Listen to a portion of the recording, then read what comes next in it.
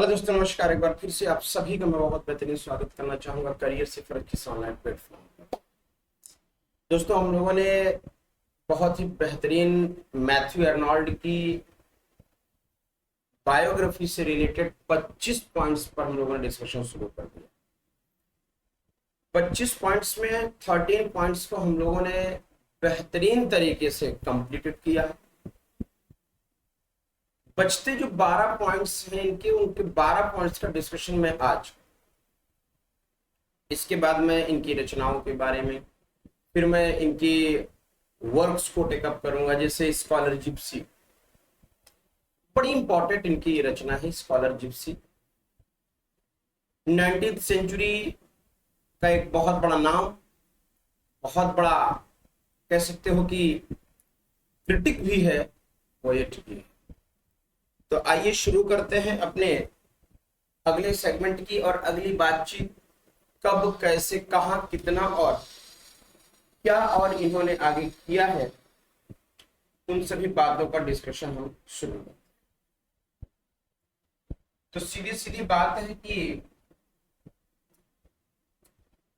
मैं point number 14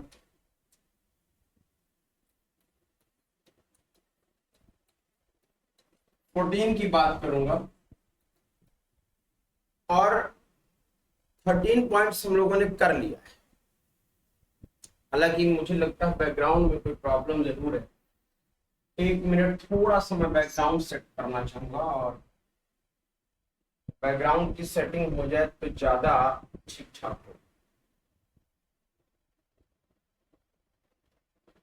ये भी ठीक नहीं है, ये मुझे लगता है कुछ हद तक ठीक होना चाहिए। ये कुछ हद तक ठीक होना चाहिए, बिल्कुल ठीक। पॉइंट 13, पॉइंट 13 कहते क्या है कि इन 1852, इन 1852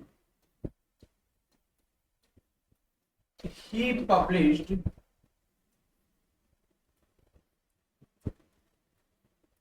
second poetry volume,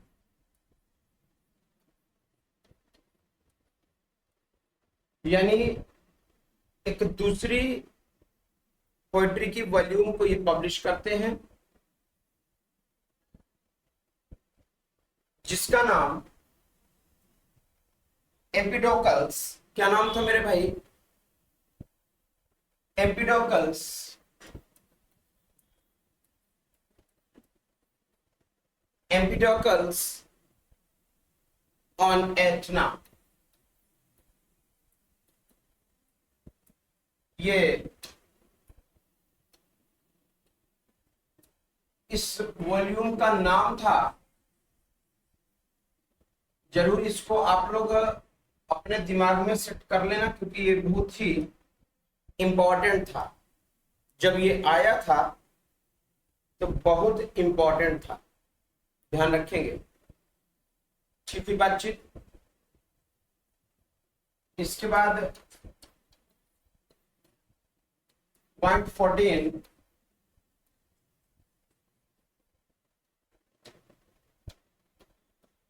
पॉइंट 14 की जिक्र करेंगे और पॉइंट 14 में इन्होंने इन 1853, 1853 में इन्होंने फिर पब्लिकेशन शुरू किए, फिर से पब्लिश किया चीजों को। क्या था? ही published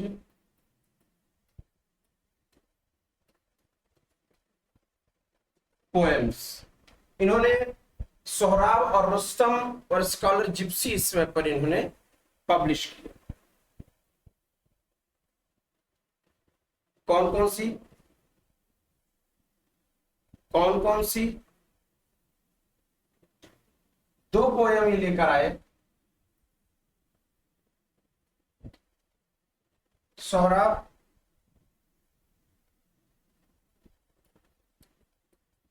and Rustam and the scholar Gypsy. The scholar Gypsy.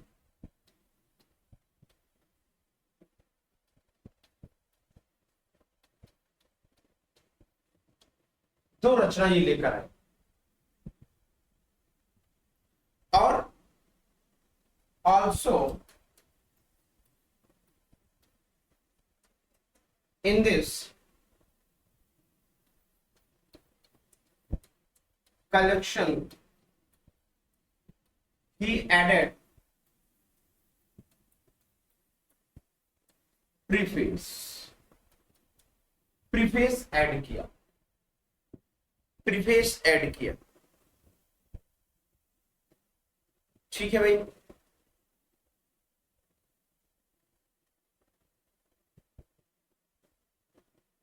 ठीक है। और इसी समय पर already he was introduce his first critical essay.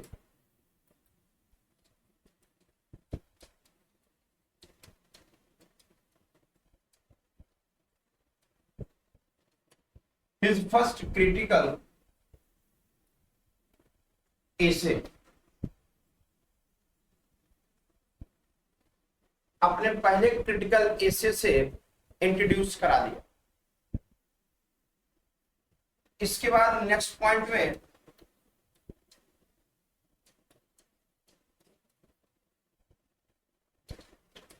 इन 1854 1854 में सेकंड सीरीज अपीयर हुई।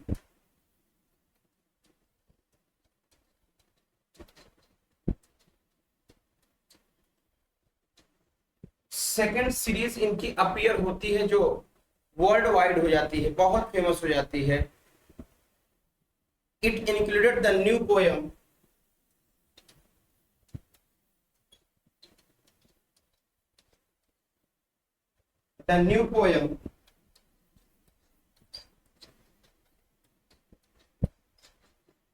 बाल्डरडेड।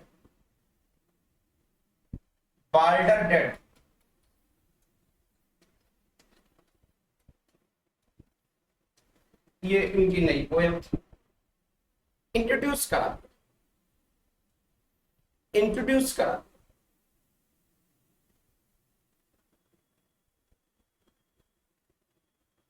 नोट कर लें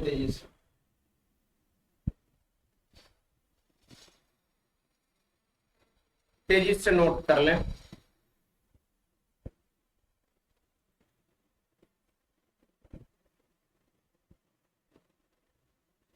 ठीक है,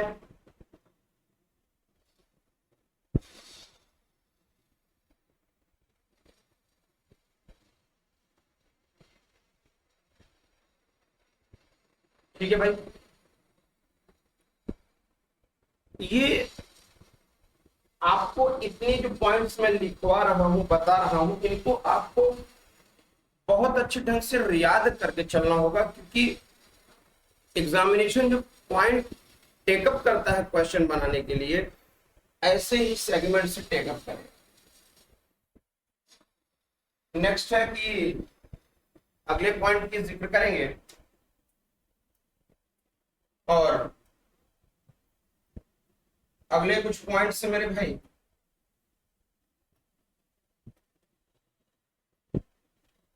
पॉइंट 15 की 16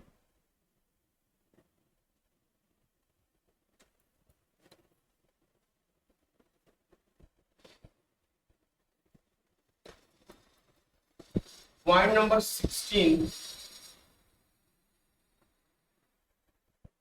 नंबर 16 है। और खास बात तो यह थी कि इन 1857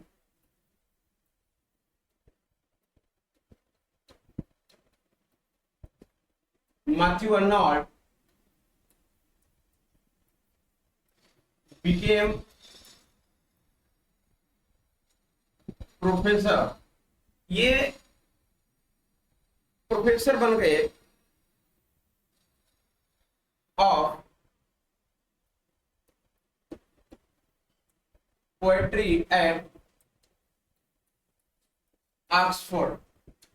ऑक्सफोर्ड में पोएट्री के प्रोफेसर ये बन गए।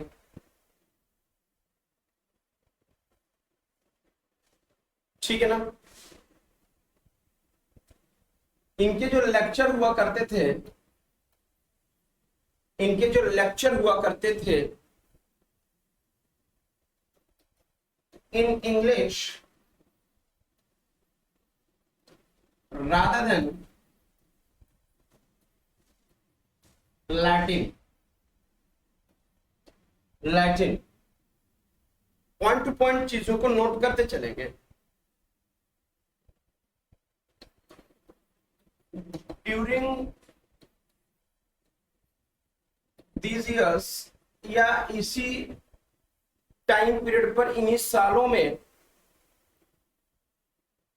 एर्नॉल्ड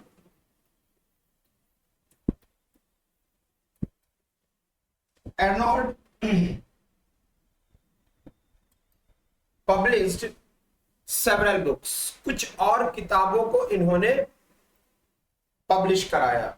में भी फ्लक्चुएशन है, फ्लक्चुएशन है थोड़ी सी। तो भाई देखिए, ये व्हाइट बोर्ड नहीं है कि कोई दिक्कत नहीं होगी। देखिए टेक्निकली आप जितना जाएंगे उतना ही आपके जीवन में समस्याएं आती रही। ये तो विधि का विधान है, कोई बहुत बड़ी बात नहीं, कोई बहुत बड़ी बात नहीं है, ये विधान है, क्या करेंगे। जो होता है होने दीजिए, है ना।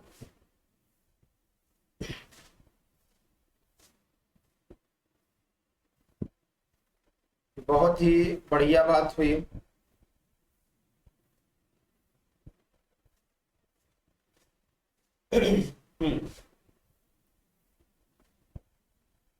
यस,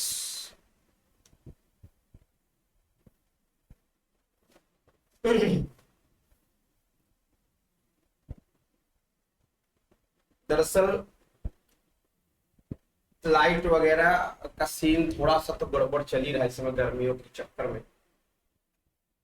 बाय द वे, हम लोग क्या कर रहे थे,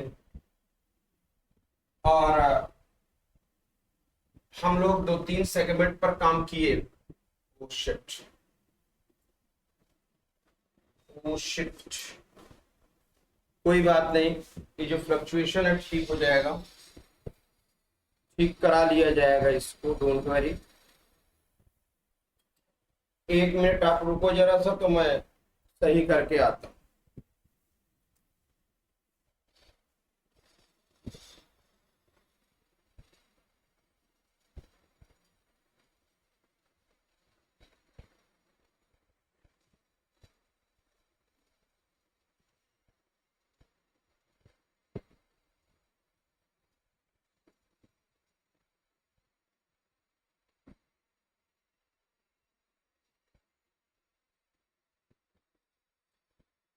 चलो भाई, दरअसल इन्वर्टर से कुछ प्रॉब्लम है जिस वजह से फ्लक्चुएशन हो रहा है।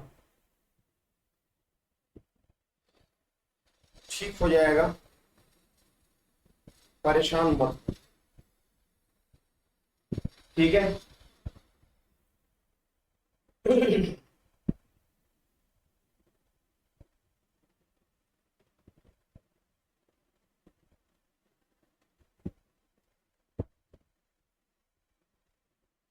चलिए, जितनी बातें थी आप लोग तो नोट कर ही लिए होंगे।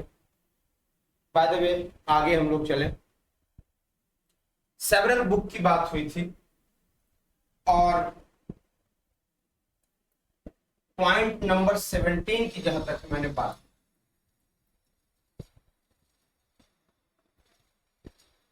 पॉइंट 17 की मैंने बात शुरू करी थी, और ये प्रोफेसर हो गए थे और इसी समय पर एर्नॉल्ड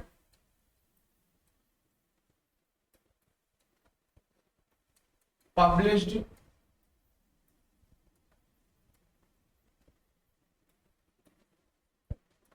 सेवरल बुक्स, यानी कुछ और भी बेहतरीन किताबों को इन्होंने पब्लिश किया और एक लिटरेरी क्रिटिसिज्म बनाया, इंक्लूडिंग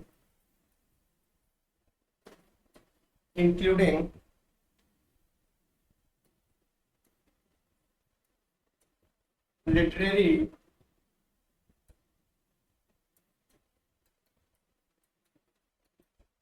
क्रिटिसिज्म, यानी इन्होंने एक लिटरेरी क्रिटिसिज्म बनाया on translating Homer, on translating Homer 1861 में बनाया। इसी समय पर essay on criticism बनाया 1865 में, essay on criticism on the study of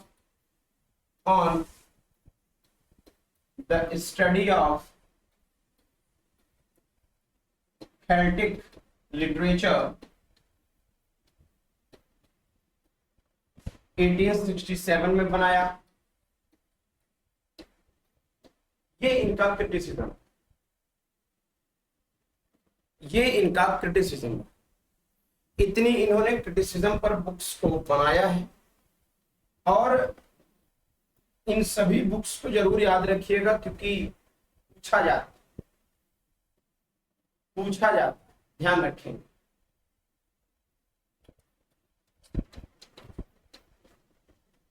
point 18 है और जरूरी पॉइंट है, समझकर चलना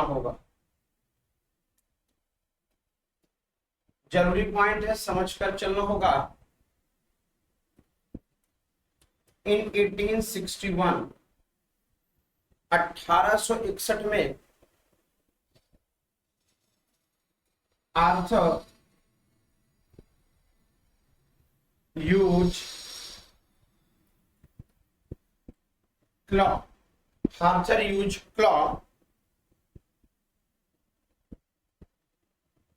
इनके बचपन के दोस्त थे।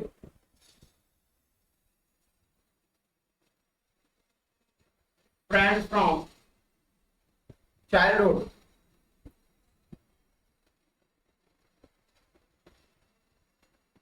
डाइड, एक्सपायर कर जाते हैं बेचारे एट द एज ऑफ 42, 42 वर्ष की उम्र में निधन हो जाता है।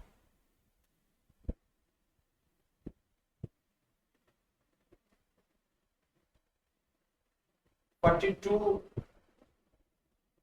ईयर में 42 साल की उम्र में बेचारे ईश्वर को प्यारे हो जाते।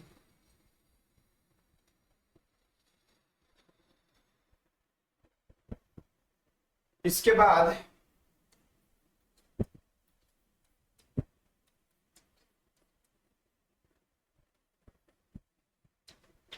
इन 1865 में ये फिर से क्रिटिसिज्म पर बुक्स बनाते हैं, यानी the function of criticism,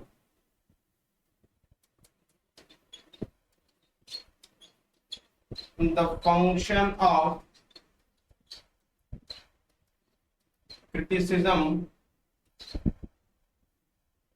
function of criticism at the present time,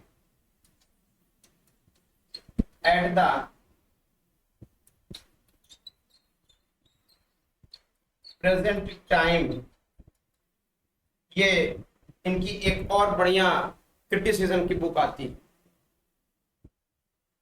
ठीक हुई बातचीत। बहुत बढ़िया।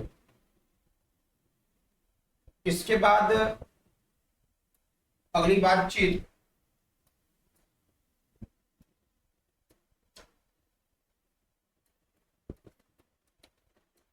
पॉइंट नंबर 20, पॉइंट नंबर 20 का जिक्र करेंगे।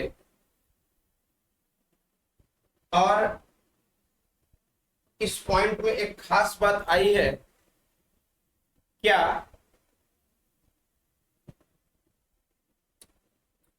इन 1869 1869 में ही publish Culture and Anarchy, he published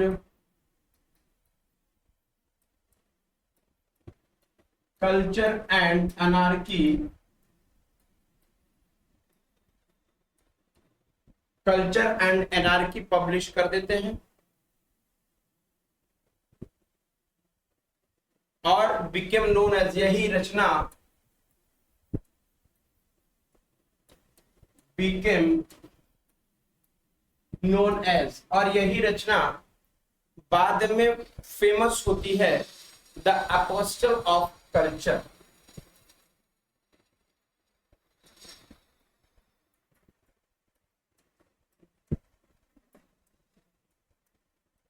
the apostle of culture.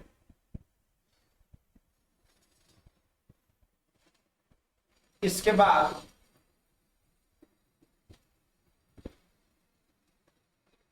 अगला पॉइंट है, बहुत बेहतरीन पॉइंट ये भी है। He published Franz Garland in 1871 में, 1871 में published Franz Garland, France garland publish करते हैं। और point number 22, point number 22, in 1873 literature and dogma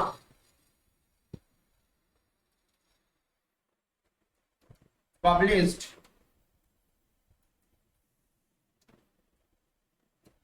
literature and dogma, literature and dogma, इसको इन्होंने बनाया।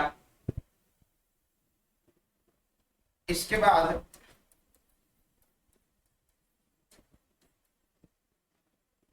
अगला पॉइंट है इसी में,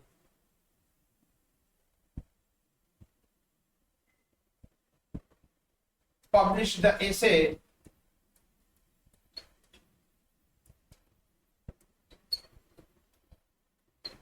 वर्ड्सवर्थ पर, वर्ड्सवर्थ पर, वर्ड्सवर्थ पर, ठीक है। और द पोएम्स ऑफ वर्ड्सवर्थ के नाम से आया, the poems of Wordsworth preface है, प्रीफेस लाइन, ठीक है।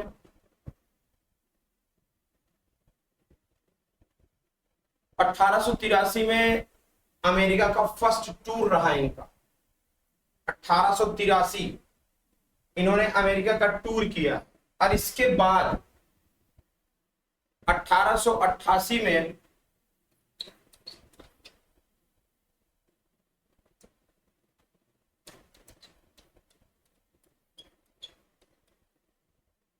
चौबीस एंड 25 दोनों पॉइंट्स इसी में हम देखें। ये 1883 में टूर अमेरिका का किए, एंड इन 1888 1888 में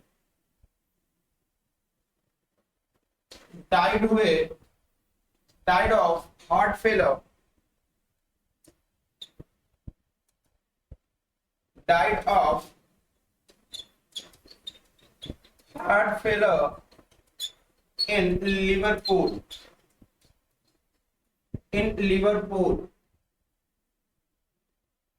and buried in, और जो buried हुए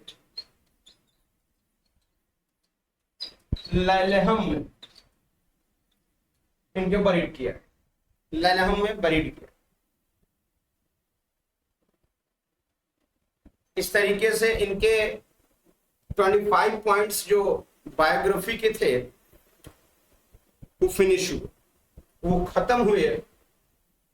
अब इनके इंपॉर्टेंट वर्क्स की बात अगर मैं करूंगा तो इन्होंने अलग अलग बातें, अलग अलग चीजें लिखी हैं। ठीक हुई बातचीत? चल समझिएगा और बहुत ही बेहतर तरीके से चीजों को लेकर के चलेंगे। चलिए, कह रहे हैं कि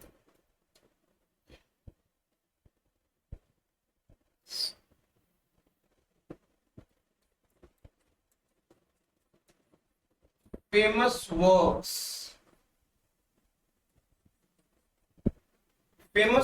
को थोड़ा सा मैं एलाबोरेटिव तरीके से समझाने की कोशिश करूंगा और पूरा एलाबोरेशन भी आपको मैं दूंगा। ठीक है ना? ठीक है।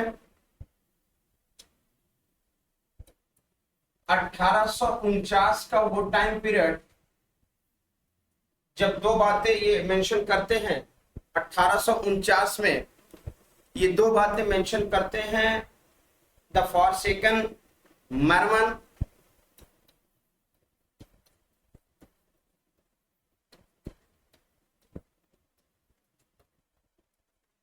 द फॉरसेकन मर्मन आता है कब, और the Sick King in Bokhara, the Sick King in Bokhara. ये दोनों रचनाएं इनकी द स्टेट रेवलर में आती हैं 1849 में, याद रखेंगे 1849 में ये दोनों रचनाएं इनकी आती।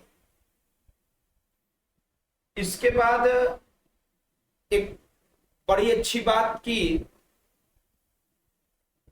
एम्पीडोकल्स और एटना में 1852 में रचना इनकी आई है, बहुत बढ़िया। 1852 में बहुत अच्छी बेहतरीन रचनाएं आई हुई हैं, जैसे द बरीड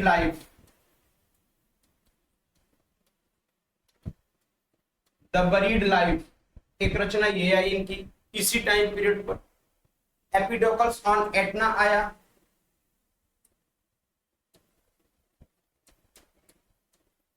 एम्पीडोकल्स ऑन एटना आया, lines in Kensington garden, lines in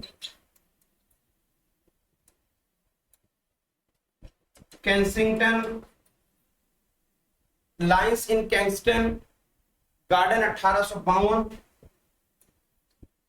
garden ये रचना एक आई इनकी इसी समय पर। समर नाइट इसी समय पर आती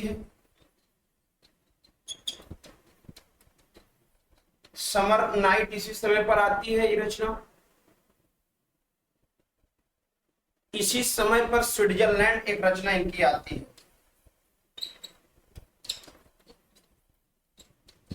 स्विट्जरलैंड। ये तो इनकी 1852 की किताबें रही। 1853 में भी कुछ बहुत अच्छी अच्छी अंदाज में इन्होंने बुक्स को बनाया, जैसे सोहराब एंड रुस्तम आई। 1853 में सोहराब एंड रुस्तम आई, याद रखेंगे, है ना जी। इसी समय पर स्कॉलर जिप्सी आई, और भी रचनाएं आई, लेकिन ये जरूरी रचनाएं हैं जो जान लेना ही बड़ा अच्छा होगा। और भी बहुत सारी रचनाएं। मेमोरियल वर्सेस ऑफ वर्ड्सवर्थ आया इसी समय पर। मेमोरियल वर्सेस वर्ड्सवर्थ आया। ये रचनाएं आई। तो कहीं ना कहीं इन्होंने अच्छा खासा काम किया। 1855 में भी कुछ रचनाएं, जैसे बाल्डरडेट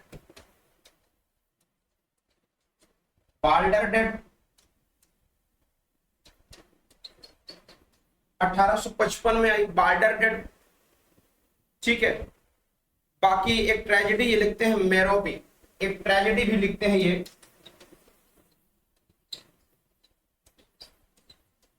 मेरोपी, ये ट्रेजेडी भी एक बनाया है, ठीक। ये लगभग 58 में आई है, 1858 में। तो इस तरीके से इनकी बहुत सारी रचनाएं, जैसे अब एक और आपको समझ लें, 1867 में एक रचना बनाया डावर बीच, जरूरी है पढ़ना है, डावर बीच पढ़ना है इसको। रग्बी चैपल भी इसी टाइम पर आई है, रग्बी चैपल भी 1867 में ही आई है।